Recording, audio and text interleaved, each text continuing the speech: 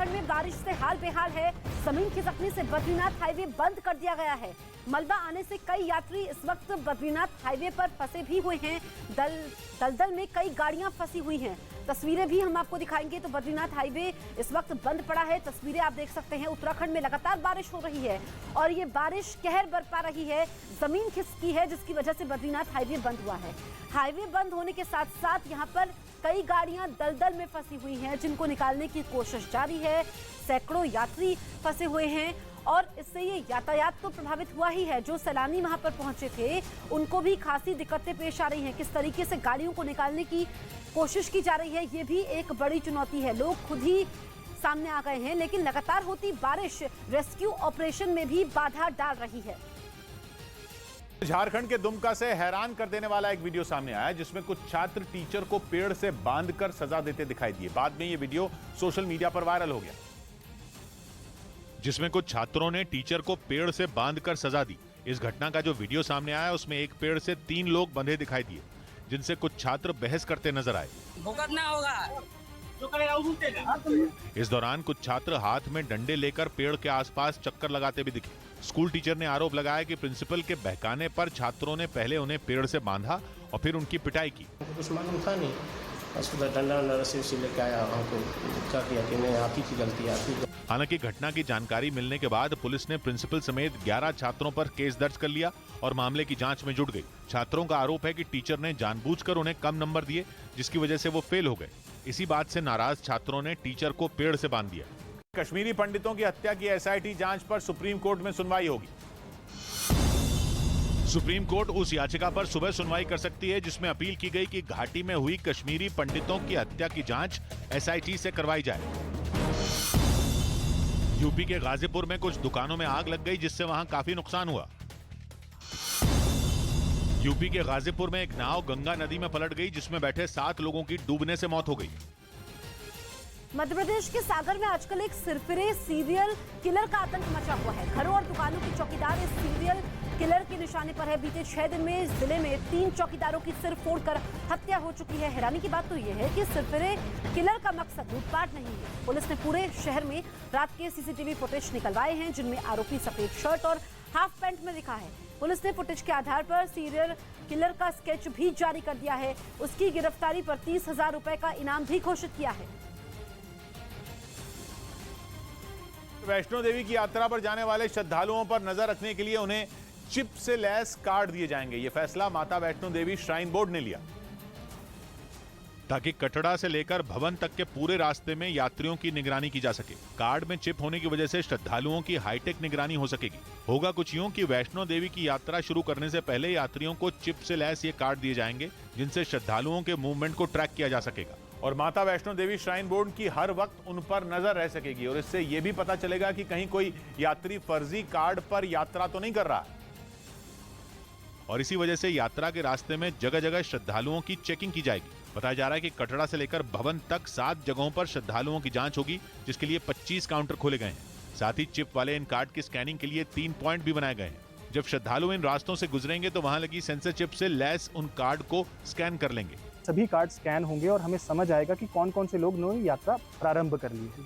बताया गया कि यात्रा के दौरान अगर कोई भी आपदा आ जाए तो इन चिप की मदद से श्रद्धालुओं को ढूंढने में आसानी होगी। हालांकि यात्रा पूरी होने पर यात्रियों को ये कार्ड वापस जमा कराने होंगे। अगले हफ्ते भारत आएंगी। बांग्लादेश की प्रधानमंत्री शेख हसीना सोमवार को 3 दिनों के भारत दौरे पर आएंगी। अपनी इस यात्रा में वो राष्ट्रपति द्रौपदी मुर्मू और प्रधानमंत्री मोदी से मिलेंगी। साथ ही शेख हसीना अजमेर शरीफ का भी दौरा करेंगी। दिल्ली के उपराज्यपाल वीके सक्सेना ने एनडीएमसी की तरफ से आयोजित एक कार्यक्रम में हिस्सा लिया और नर्सरी से 5वीं क्लास तक के कई छात्रों को कॉपी किताबें बांटी।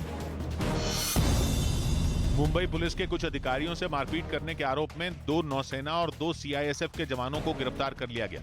आरोप है कि घूमने निकले इन लोगों ने पहले कार ड्राइवर से बहस की और फिर वहां आई पुलिस से भी भिड़ गए। जम्मू कश्मीर में कांग्रेस के 60 नेताओं ने पार्टी की प्राथमिक मेंबरशिप से इस्तीफा दे दिया है। बताया जा रहा है कि राजौरी के नौशेरा और सुंदरबनी से कांग्रेस के 60 वरिष्ठ नेताओं ने गुलाम नबी आजाद के समर्थन में पार्टी छोड़ने का ऐलान किया है। तो सामूहिक इस्तीफा देखने को मिला है। कांग्रेस के 60 नेताओं ने इस्तीफा दिया है जम्मू कश्मीर में और गुलाम नबी आजाद के समर्थन में इन इस्तीफों को देखा जा रहा है। हरियाणा के यमुनानगर से हैरान कर देने वाला एक वीडियो सामने आया जिसमें एक बदमाश पेट्रोल पंप कर्मचारी से पैसों का बैग छीनने की कोशिश करता दिखाई दिया। ये पूरी घटना वहां लगे सीसीटीवी कैमरे में रिकॉर्ड हो गई, जिसमें वो पेट्रोल पंप कर्मचारी को पिस्तौल दिखाकर पैसे से भरे बैग को छीनने की कोशिश करता नजर आया। इस घटना का जो वीडियो सामने आया उसमें पेट्रोल पंप कर्मचारी पेट्रोल पंप पर लगी मशीन के पास खड़ा दिखाई दिया। तभी वो बदमाश उसके पास आया और पिस्तौल दिखाकर बैग पर झपट पड़ा, लेकिन पेट्रोल पंप कर्मचारी ने बैग नहीं छोड़ा और बिना घबराए उससे भिड़ गया। हालांकि इस दौरान बदमाश के पिस्तौल से गोली चल गई जो सीधी जाकर पेट्रोल पंप के कर्मचारी के हाथ में लगी, जिससे वो घायल हो गया। लेकिन फिर भी उसका हौसला नहीं टूटा और वो मुकाबला करता रहा। इस दौरान वहां मौजूद बाकी लोग भी जुट गए और बदमाश पर टूट पड़े। खबर मिलते ही पुलिस भी पहुंच गई और पिस्तौल समेत बदमाश को धर दबोचा। इसको काबू कर लिया गया है, छानबीन इससे की जा रही है। वहीं गिरफ्तार होने के बाद आरोपी ने ऐसा करने के पीछे अपनी मां की बीमारी का हवाला दिया। गलत कदम इसलिए उठाया, मेरी मां भर्ती है हॉस्पिटल। जबकि पुलिस को शक है कि इस लूटपाट के पीछे कुछ और लोग हो सकते हैं जिनकी तलाश की जा रही है। पुराने नियमों के तहत ही बीपीएससी की परीक्षा होगी।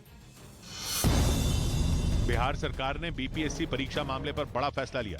मुख्यमंत्री नीतीश कुमार ने बताया कि बिहार लोक सेवा आयोग ये परीक्षा एक ही दिन और एक ही पाली में लेगा।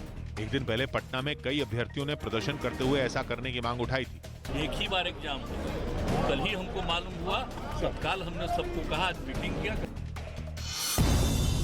दिल्ली के पास यूपी के गाजियाबाद में एक कॉलेज की 15 छात्राएं फूड पॉइजनिंग की शिकार हो गईं, जिन्हें इलाज के लिए अस्पताल में भर्ती करवाया गया। असम के ग्वालपारा इलाके में अलकायदा से रिश्तों के मामले में एक और आरोपी को गिरफ्तार कर लिया गया।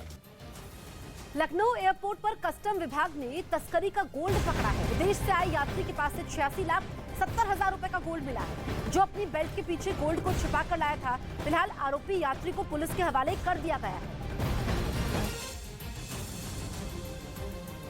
तो लखनऊ एयरपोर्ट से ये सोना बरामद किया गया है।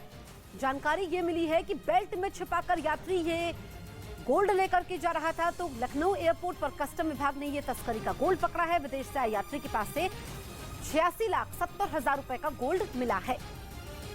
एनआईए ने डी कंपनी पर शिकंजा कसते हुए दाऊद इब्राहिम और उसके गिरोह से जुड़े लोगों के बारे में जानकारी देने वालों को 90 लाख रुपए का इनाम देने का ऐलान किया। एनआईए की तरफ से बाकायदा एक लिस्ट भी जारी की गई, जिसमें यह बताया गया कि डी कंपनी से जुड़े किस आदमी पर कितना इनाम रखा गया है। एनआईए की इस लिस्ट में दाऊद इब्राहिम, छोटा शकील, अनीस इब्राहिम, जावेद चिकना और टाइगर मेमन का नाम शामिल है। लिस्ट के मुताबिक दाऊद इब्राहिम पर 25 लाख का इनाम रखा गया है। इसके अलावा छोटा शकील की जानकारी देने पर 20 लाख इनाम देने की घोषणा की गई, जबकि गिरोह के 3 सदस्य टाइगर मेमन, अनीस इब्राहिम और जावेद चिकना के बारे में बताने पर 15-15 लाख का इनाम दिया जाएगा। और ऐसा पहली बार है जब एनआईए ने सार्वजनिक तौर पर इतने बड़े इनाम का ऐलान किया है। खास बात यह है कि देश के इन दुश्मनों की पुरानी और नई तस्वीरें एक साथ जारी की गई हैं। हालांकि इसमें दाऊद इब्राहिम की नई फोटो नहीं है, उसकी वही फोटो जारी की गई है जो 1993 मुंबई धमाकों के बाद कई सरकारी एजेंसियों ने जारी की थी, जबकि बाकी लोगों की पुरानी के साथ नई तस्वीरें भी जारी की गई हैं। असल में एनआईए को मुंबई में ड्रग्स और अवैध प्रॉपर्टी के जरिए टेरर फंडिंग के कई सबूत मिले हैं, जिसके पीछे अंडरवर्ल्ड डॉन दाऊद इब्राहिम का गिरोह काम कर रहा है। यही नहीं, एनआईए की जांच में यह भी पता चला है कि पाकिस्तान की खुफिया एजेंसी आईएसआई की मदद से आतंक का नया मॉड्यूल तैयार किया जा रहा है, जिसके तहत हिंदुस्तान के छोटे शहरों के लड़कों को पैसों का लालच देकर पाकिस्तान भेजा जा रहा है और फिर उन्हें आतंकी बनने की ट्रेनिंग दी जा रही है।